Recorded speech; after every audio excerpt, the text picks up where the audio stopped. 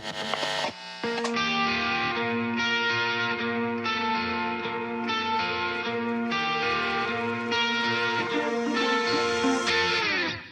know that you're trying to fix me, but I don't want to be like you. Hi, and welcome to the final vlog of our trip through Israel. We did this through Tourist Israel if you're new here and if this is the first vlog that you've seen so far, but this is day 4 and 5. We started off by going down into Palestine, and we actually went to the place supposedly, I think, where Mary was born, and it has actually been bricked off completely, and you can see all this amazing protest artwork on the walls that have completely blocked it off. And then we walked slightly further down to the walled off hotel, which is a Banksy style hotel entirely informed by his artwork and his type of protest that he does. After that, we actually went to a crafts workshop where we saw a little model made out of wood of the Second Temple Jerusalem period. And again, murals everywhere that I'm taking videos of. And then we went into the birthplace of Jesus in Bethlehem.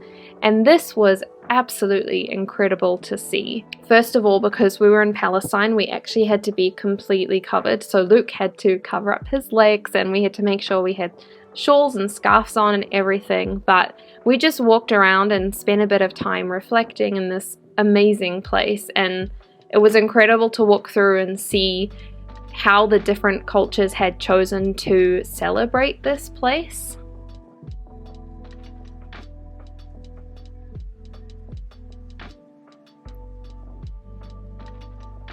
I also have to say I absolutely love all of the gardens and everything that you can see around these places. It just looks so different from the quite desertous roads that you take to get to all of these places.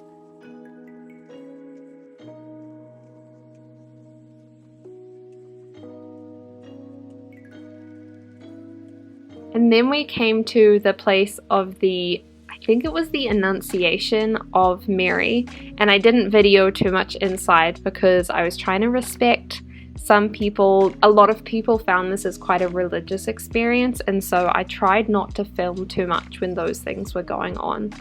And then we got on the bus, and once again we were driving through this desertous area, and it was actually amazing to hear a lot of the history and Bible stories and where these were all happening. Unfortunately, with this area is quite a sad history, and there's still a lot of landmines, and so a lot of people can't go into. I think you aren't actually allowed in this area, and it's a no man's land to try and prevent, obviously, death from the landmines that they haven't detected from during the war period. And then we turned up to another section of the Jordan River. We went there in the last vlog that I posted, and as you might remember, it was very, very blue.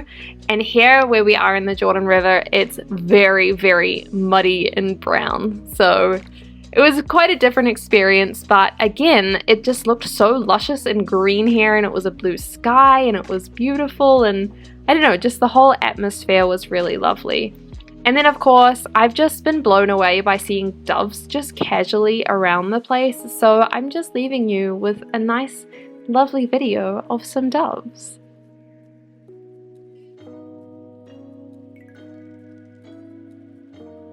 From here, we took a bus down to Jericho, and the place that we went by is quite well known for bananas for some reason, and so we got some free bananas, and they were absolutely incredible bananas.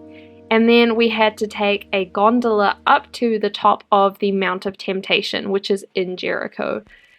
You can only get up to the top by gondola. I think that some of the ascetics and monks that used to go up to the top would walk up, but it's considered pretty dangerous and it's very hot, and so we took this lovely little gondola ride, which was 1,000,000 degrees. It was so hot, but it was really lovely getting an overview image of the city of Jericho, especially because this is one of the oldest cities in the whole world, and a lot of archaeology that has been dug up and found attests to that. So it was quite incredible just looking out over the city and seeing this used to be walled, and it's just crazy seeing all of the history that you learn about as a kid.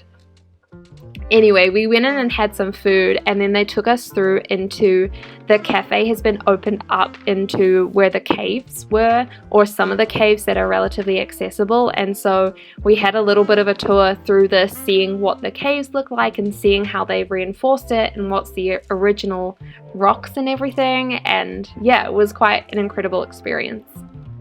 Unfortunately, we couldn't go up to the further caves because it was just a little bit too far away and we didn't have time, but that is definitely on my bucket list for next time. They actually told us a story about the fact that monks who would go up there who are ascetics, and so they removed themselves from the world and everything. You can see this as I zoom into the video. They used to have to drop food down to them via a basket and rope because you couldn't otherwise get to it.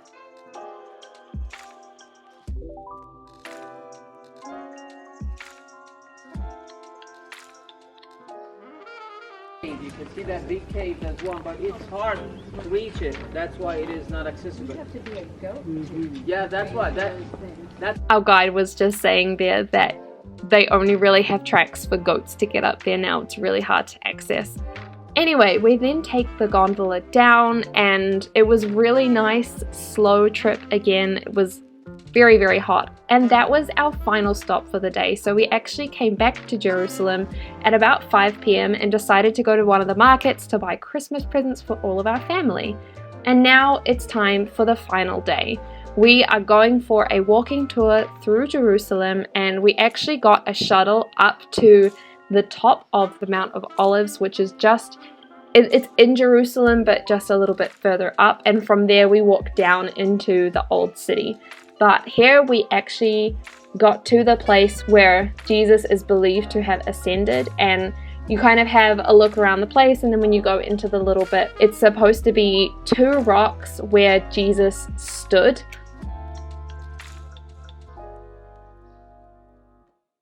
And you can see his foot imprint. The other rock has been taken away, but that's what everybody there was touching. And then we got to my favorite part of the day, which was Paternoster. I have been wanting to go to this place for the longest time since I heard about it from the Bible Project podcast. And basically they have the Lord's Prayer in multiple different languages. I think it's over 150. And they even had it in Māori, which was incredible.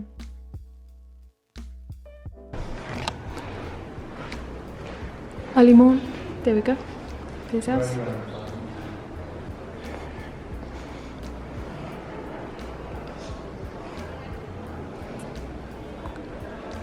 So we took a bit of a walk around there. I had my little slow moment where I just really took it in that I was in Jerusalem and I was in this church. Here we saw and learned about a lot of the graves that they have on the Mount of Olives and what it is believed to be for and why Jews pay so much to get a grave there. On the left, something almost to the wall that we see, and a bit like farther to the other wall that we call the Western Wall today. Yeah, I know. This is why I have grippy shoes. It was incredible learning about a different culture and how they do things. And then another thing that we learned about is that after a person dies, they preserve them for a year and wait for all of the skin and everything to disintegrate. I don't know what they call it, but then they take the bones after a year and put it in those small boxes.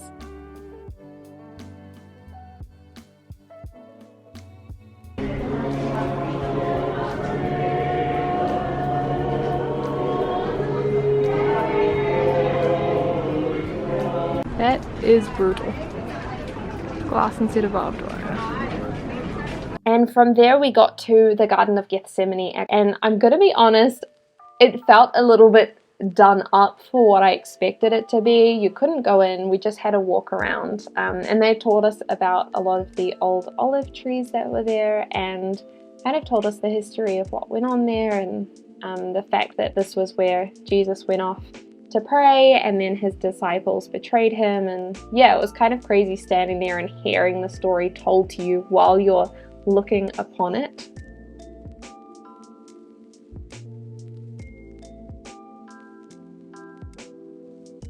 And then we had a quick little trip into this church. We didn't actually have that much time. I think we had about 5 or 10 minutes. But once again, the stained glass window and the art, I absolutely loved it.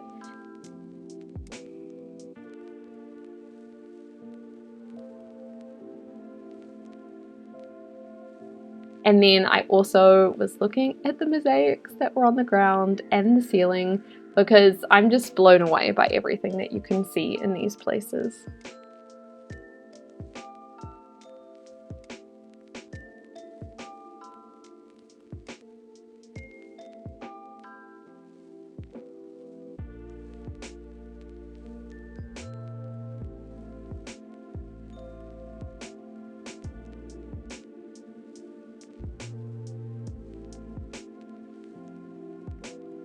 And then after that segment, we got to the start of the Via Dolorosa. If you don't know what that is, this is the path that is believed that Jesus walked as he was walking towards his crucifixion. And so along this path, you see places like where Jesus met Mary and she wept for him, and the birthplace of the Virgin Mary, and the place where Jesus fell, and then the place where Jesus fell and somebody else, I think Stephen, was called to carry his cross. And it was just insane walking through this place and seeing all of those spots and seeing, one, how long the road was, and on the other hand, just walking it and kind of thinking about the history of what was going on. We also stopped at this arch, which is where it's believed Pilate called out to the people and said, "Who do you want to crucify? Is it Jesus or is it Barabbas?" And the people chose to let Barabbas free. In here and in here and there. What happened in here? Why is that the third spot? In here, Jesus fell for the first time, okay? We're going to see him fall. Fell here? Yeah, and he's going to fall for more 2 times, okay? We're going to see it. I don't want to stand there because there is sun and a lot of people, but where these people are standing, this is the 4th station or stop. In that corner, Jesus met his mother, Mary, okay? And she helped him to rise up. And then after that, we went to lunch, and we actually separated from our tour at this point because the rest of what they were doing was the Church of the Holy Sepulchre in the upper room, which we had already seen. So we went to the Wailing Wall, and then we went to the Israel Museum, which I have always wanted to go to because they have an exhibition on the Dead Sea Scrolls. Unfortunately, you're not allowed to video anything in there, so I can't show you, but I would 100% recommend going because it is an absolutely incredible exhibit.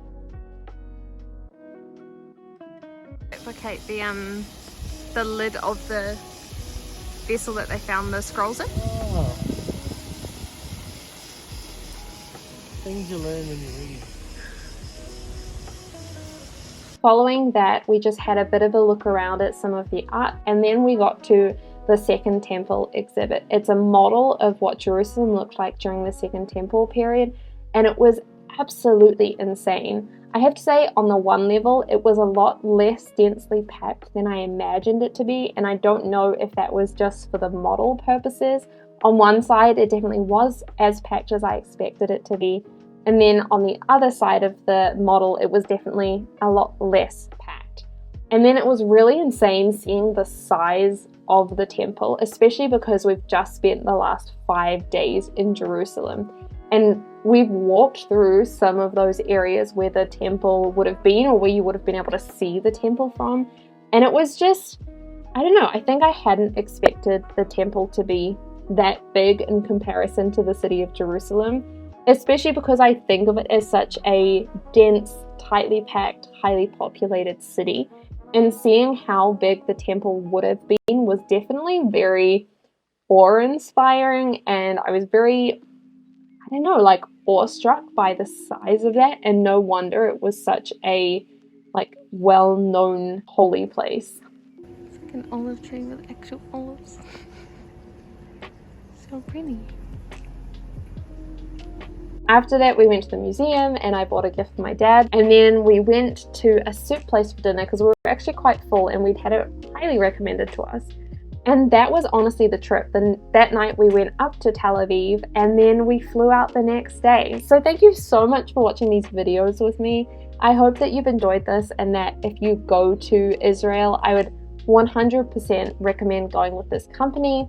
Otherwise, make sure to subscribe. I will see you with another video very soon.